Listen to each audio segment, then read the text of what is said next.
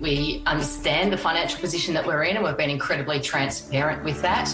That financial position so dire, Netball Australia could be on the verge of foreclosure within 12 months. Who's making these decisions that are getting netball into this situation? You know, we're the most popular female sport in Australia, so for us to be in this situation financially, it really is baffling. And obviously, it is an uncomfortable position to sit inside a sport that does have debt, but it's been very well managed, and we know that we can really rebound really quickly. Over the past 2 years, Netball Australia's lost $7.2 million and owes another $4 million reportedly due at the end of next year. So, what happened? The end of the Trans-Tasman League was potentially the start of her financial difficulties for Netball Australia. In fact, Netball Australia has been surviving on government handouts since the Trans-Tasman competition ended 6 years ago, wiping the $3 million New Zealand broadcast deal off the bottom line. The opportunity for us to have our own league, it was an incredible thing to do, but the financial risk versus reward,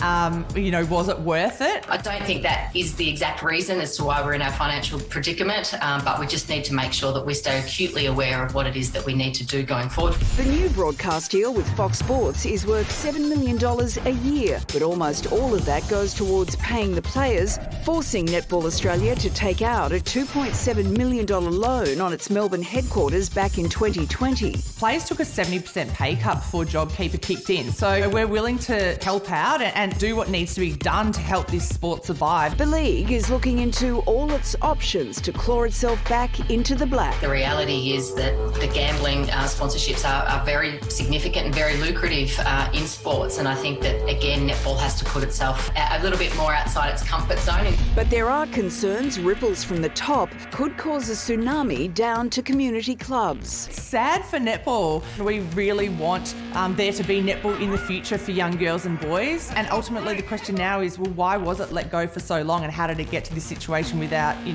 people having to answer for their decisions? So can Aussie netball bounce back from the brink, or will a generation of new talent have to hang up their bibs?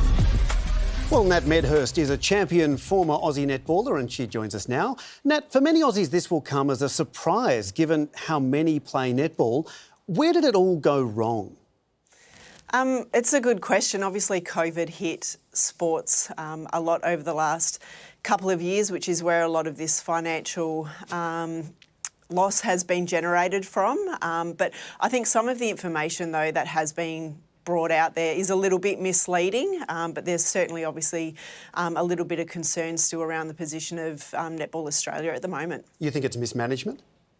A little bit, yes. I think there's been spotlight on the previous broadcast deal, stepping away from Netball New Zealand and the competition that we had with them in the ANZ Championship. But, I think you even look at some of the things that they've done in the last sort of 12 or so months where they gave away a huge portion of money, Netball Australia did, to the 8 clubs to assist in funding player payments, which was something that didn't need to be done and was around $800,000. So that's money that could have certainly been kept in the kitty to assist in paying off these debts. Nat, I actually won the Under-11s Division 2 Grand Final, but that's irrelevant. I wanted to ask you, what impact do these money problems have on the community level?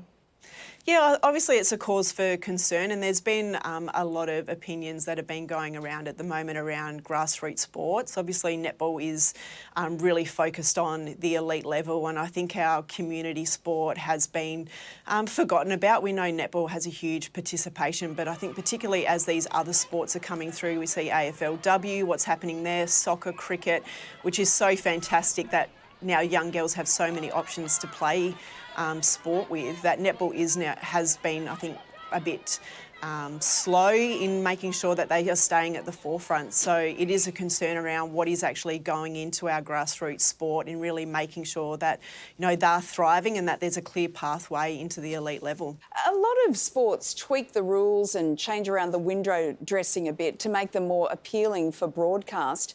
Do you think netball needs a bit of a rock star makeover to make sure that it attracts the dollars that are out there for sponsorship? Otherwise, there's a lot of talk about it going down the path of taking on gambling sponsorship. Yeah, the gambling sponsorship side of things is obviously a little bit of concern, but netball has tried to change the rules, or they have done that. We've seen the introduction of rolling subs, a 2-point shot. To be honest, I'm not sure whether or not that's actually had any benefit in getting bums on seats and attention. So I think there's other things that the sport does need to look at, and I think a big one of those is around the entertainment factor that we have for our sport to really drive people to come. I suggest bringing Sharon Strzelecki in at halftime for entertainment. Just a small idea. Yep, that's a great idea. I think she'd certainly pull a lot of people in. She would. Nat, thank you very much for your time. We appreciate it. Thank you.